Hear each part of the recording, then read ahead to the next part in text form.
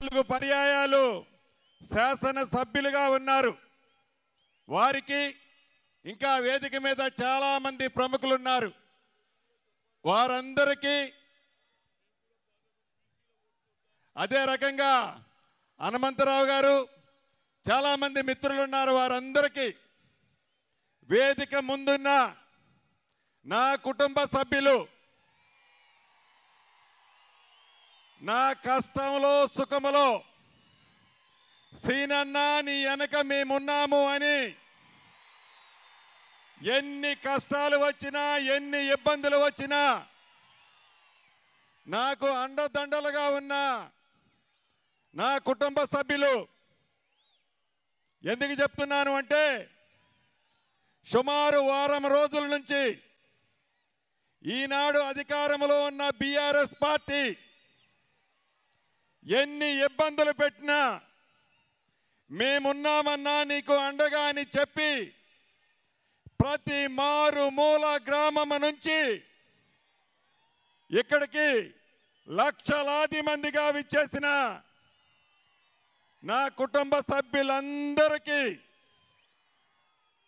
Print and electronic media మిత్రులు, national print and electronic media మిత్రులు ఉన్నారు, స్టేట్ వారు ఉన్నారు, వారందరికీ కూడా పేరు పేరున శిరస్సు వంచి అభినందనలు కృతజ్ఞతలు తెలియజేసుకుంటున్నాను. ముందుగా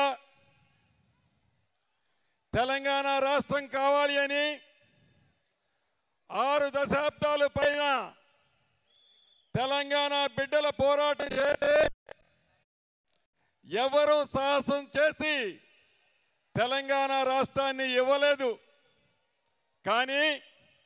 కానీ కాంగ్రెస్ పార్టీ శ్రీమతి సోనియా గాంధీజీ 2014లో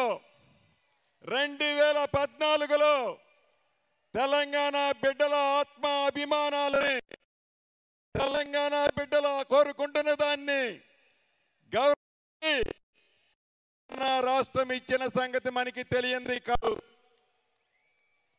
ఆనాడు కాంగ్రెస్ పార్టీకి తెలుసు తెలంగాణ రాష్ట్రం ఇస్తే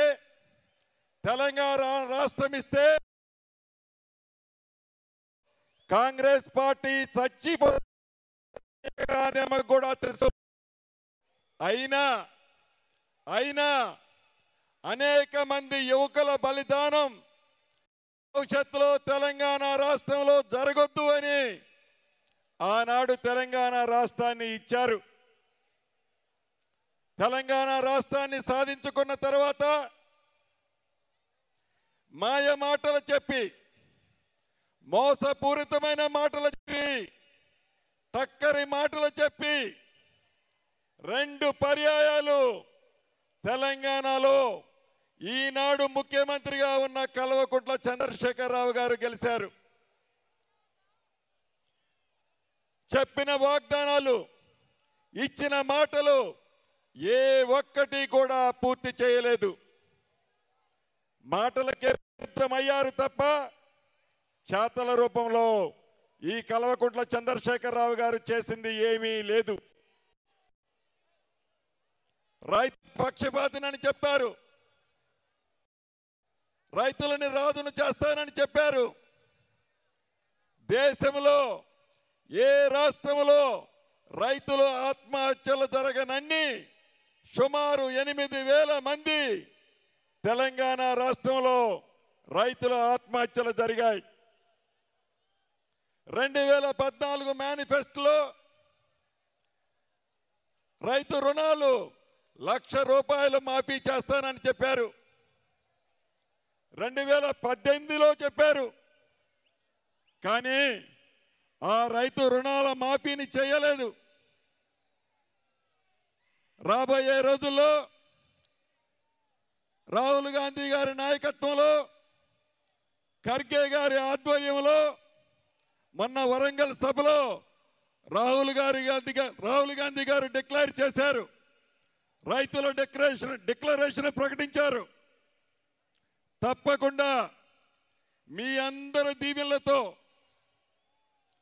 రాబోయే రోజుల్లో వచ్చే ఎన్నికల్లో తెలంగాణ రాష్ట్రంలో కాంగ్రెస్ పార్టీ అధికారంలోకి వచ్చిన తర్వాత రైతన్నలారా తప్పకుండా డిక్లరేషన్లో ప్రకటించిన అన్ని కాంగ్రెస్ ప్రభుత్వం చేయనుంది. అంతేకాదు అనేక మంది యువకులకి ఎన్నికల మేనిఫెస్టోలో చెప్పారు, ప్రతి ఇంటికి ఉద్యోగం ఇస్తామని చెప్పారు.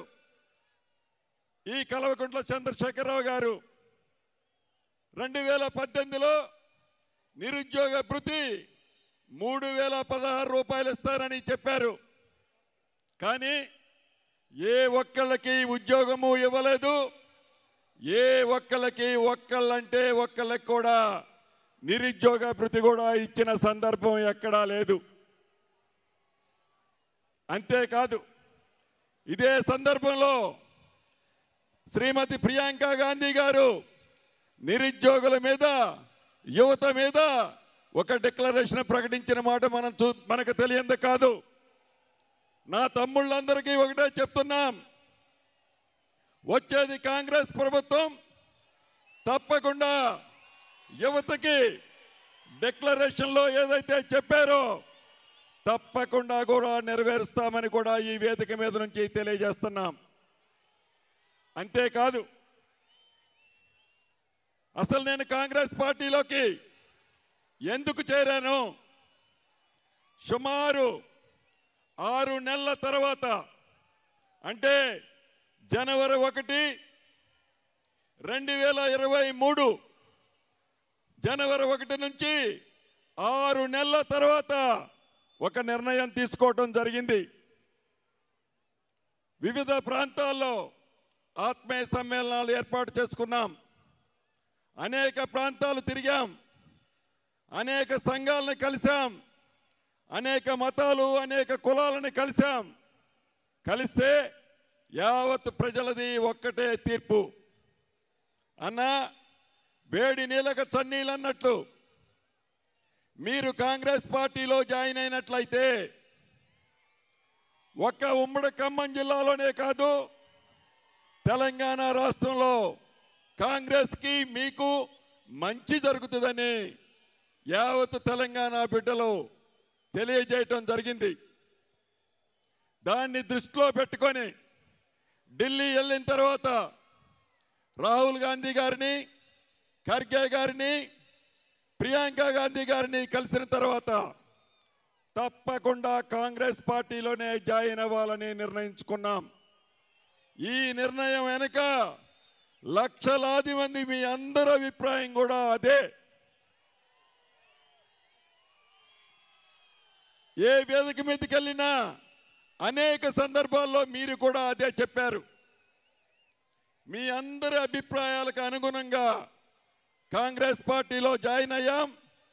భవిష్యత్తులో ఏదైతే తెలంగాణ రాష్ట్రంలో అనేక అంశాలు ఉన్నాయి, తప్పకుండా ఈ అంశాలన్నీ సాధించాలి అంటే ఒక్క కాంగ్రెస్ పార్టీతోనే సాధ్యపడుతుంది.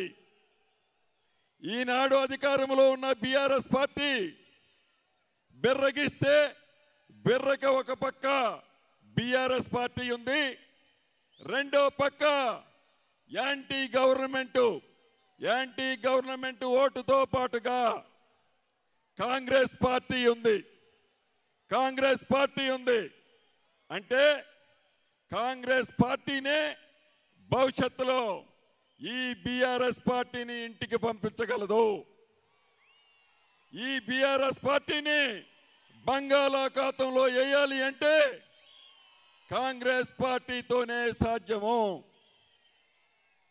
ఇక ఏ పార్టీతో కూడా సాధ్యం కాదు అని తలంచి